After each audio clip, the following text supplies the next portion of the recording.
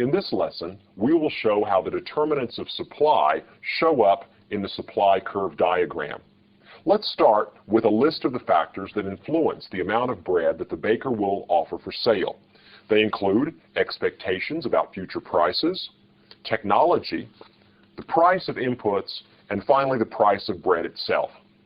Let's start here with the price of bread. How does a change in the price of bread show up in this diagram? The answer is, a change in the price of bread leads to a movement along the supply curve, a change in the quantity supplied. When the price of bread increases, the baker is able to cover the rising opportunity costs associated with expanding his output.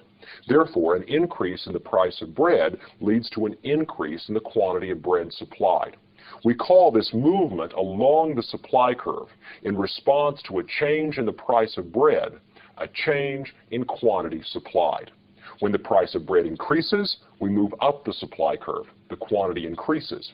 When the price of bread falls, we move down the supply curve. The quantity supplied decreases.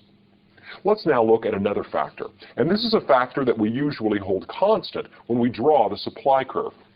That is, the price of inputs.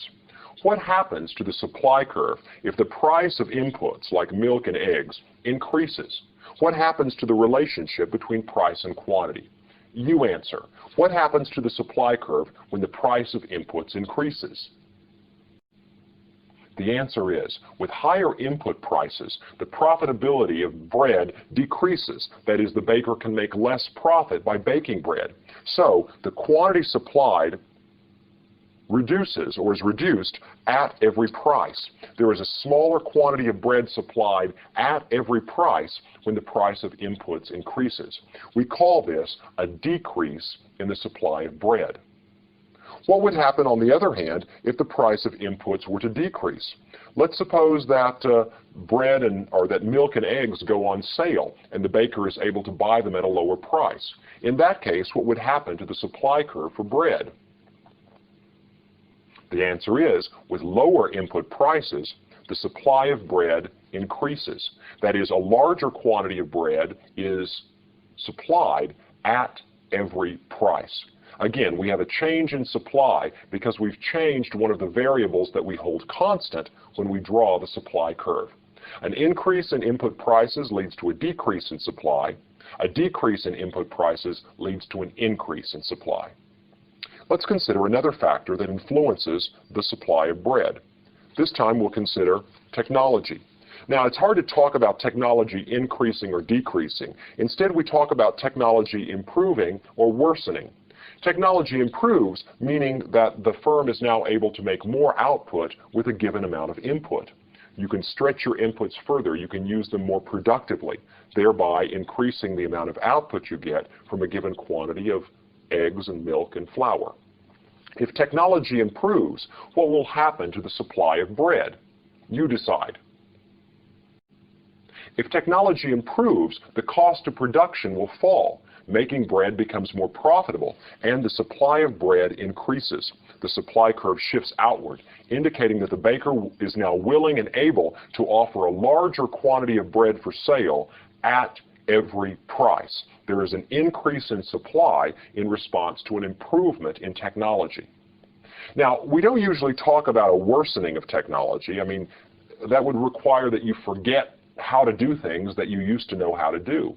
But sometimes it becomes more difficult to organize your activities or something like that. There may be changes that influence your ability to use a particular technology. If technology should actually worsen due to some other kinds of administrative problems, or perhaps you lose access to a technology that you used to be able to use because you had a license for a particular process or something like that. If technology were to worsen or you were to lose access to a superior technology, what would happen to the supply curve for bread in that case?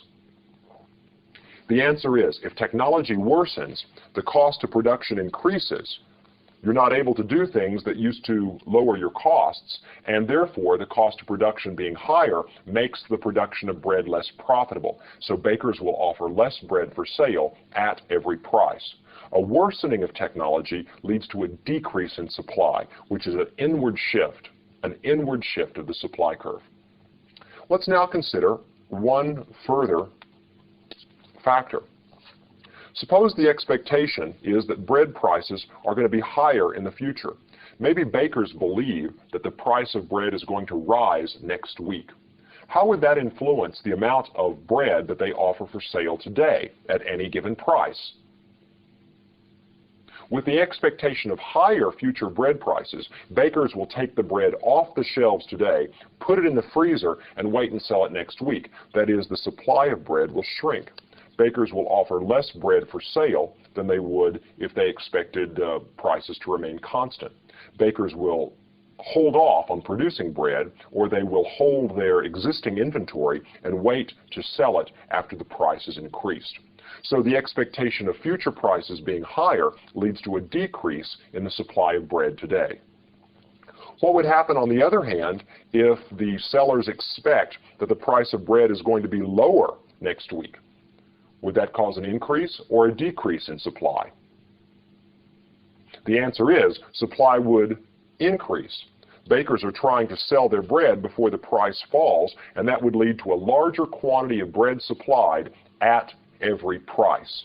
The supply increases when the expectation is for lower prices in the future. So there you have it, a catalog of things that can shift the supply curve. We formed this catalog by starting with a list of all of the factors that influence supply. Once we had the list, we considered how each factor in the list would change the seller's behavior. We showed, first of all, that a change in price causes a movement along the supply curve, a change in quantity supplied. Remember the rule, you never shift a curve when you're changing one of the variables that's on the axis. If you're changing price and quantity, you're moving along the curve. However, if we change some of the other factors that are held constant when we draw the curve, we have to redraw the curve, or shift it. In the case of input prices, higher input prices reduce the profits of the baker and lead to a decrease in supply.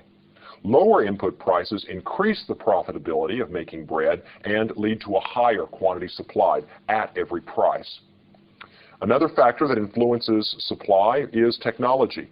If technology improves, the cost of production will be lower. You can get more output from a given amount of inputs. That's going to lead to a larger quantity supplied at every price. We call that an increase in supply. If technology worsens, the supply curve shifts inwards. That is, firms will supply less bread at every price, a decrease in supply. Finally, expectations of higher future prices lead to withholding bread today, a reduction in supply. And expectations of lower future bread prices lead to a big increase in supply today as sellers try to sell their bread before the price falls. So there you have it. Any of the factors that change the behavior of sellers are going to be reflected either as a movement along the supply curve or a shift in the supply curve. If it's a change in price, we move along the curve, a change in quantity supplied. If it's a change in any of the other factors that we usually hold constant, we reflect that by a shift in the supply curve, and we call that a change in supply. Now we'll look at how we move from the individual firm's supply curve to the supply curve for the whole market.